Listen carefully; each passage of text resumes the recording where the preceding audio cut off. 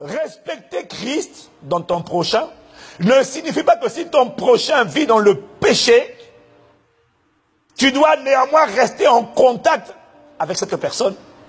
Si tu sais qu'un prédicateur vit dans le péché, respecter Christ, ça ne veut pas dire désormais, tu dois connecter de près ou de loin, tu dois partager, écouter ses enseignements, partager ses likes ou ses posts sur les réseaux sociaux. Non, ce n'est pas de ça qu'il s'agit. La vérité est que personnellement, je n'ai aucune relation d'amitié avec une personne dont je sais qu'elle est impudique, manipulatrice, voleuse. Je n'ai pas de relation. Mais j'ai découvert qu'on peut n'avoir pas de relation, mais ne pas mépriser dans son cœur. Respecter Christ, ça ne veut pas dire que tu t'assieds pour écouter tout le monde. Ça ne veut pas dire que tu restes connecté de près ou de loin. Il y a des gens, quand tu sais que sa vie n'est pas claire, ne te connecte pas. Ne méprise pas, mais ne te connecte pas. Pourquoi? À cause de la réalité de la loi qu'on appelle la loi des associations. La loi des associations, Paul en parle dans 1 Corinthiens 15, verset 33. Ne vous y trompez pas. Les mauvaises compagnies corrompent les bonnes mœurs. Ne vous y trompez pas. Pourquoi Dieu dit de ne pas être en relation? Dieu ne te pousse pas à haïr, Dieu te pousse à être prudent, à te préserver. Pourquoi?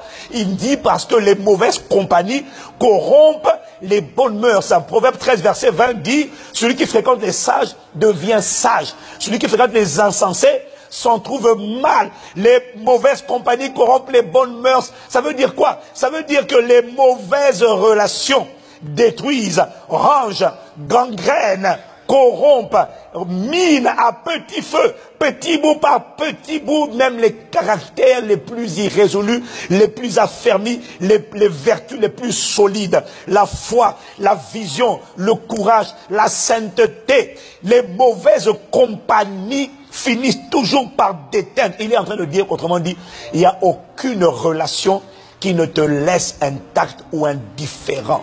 Chaque personne que tu fréquentes, avec laquelle tu es en relation, de près ou de loin, parce que dans les deux cas, il y a un transfert invisible. Chaque relation, chaque personne avec laquelle tu es en relation agit de 4 manières sur ta vie. Soit elle ajoute ou elle multiplie, ça c'est bien. Parce qu'il y a des gens qui ajoutent et qui multiplient ta force, ton enthousiasme, ton zèle, ta consécration, ta ferveur, ta sainteté, ta passion pour Jésus. Et il y a le pire, ce sont les gens qui soustraient. Non, il y a des gens qui soustraient. Et puis le pire, c'est pas ceux qui soustraient, c'est ceux qui divisent carrément. Tu as remarqué qu'il y a des gens, quand tu es en leur présence, quand tu sors de leur présence, tu te sens requinqué, reboosté, relevé, remobilisé. Et il y en a d'autres, hein, quand tu sors de leur présence, tu sens que tu as un peu perdu quelque chose. Tu as un peu perdu. Tu te sens un peu plus faible, un peu plus impur, un peu plus orgueilleux. Côtoie les orgueilleux, je te garantis que ce n'est pas toi qui vas les rendre humbles, c'est eux qui vont te rendre orgueilleux.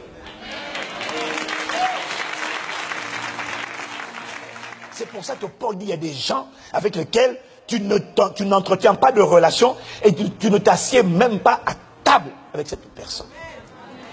Alors si toi tu dis, oui mais, quand Paul dit ne vous y trompez pas, cela signifie que si jamais toi tu as une révélation particulière et que tu te lèves le matin en disant, non mais tu sais, dans mon cas à moi, c'est vrai que quand je suis dans sa présence, je me sens diminué, je me sens démantelé, je me sens démembré, je me sens disloqué. Mais par la grâce de Dieu, ça va finir par aller. Oh, tu sais, je peux fréquenter les drogués, mais ça va aller un jour, je vais leur communiquer ma sainteté. Si Paul dit ne vous y trompez pas, et que toi tu entends une autre voix qui te dit dans ton cas ça va aller, il dit, tu es en train de te tromper toi-même. En anglais, on dit, you are fooling yourself.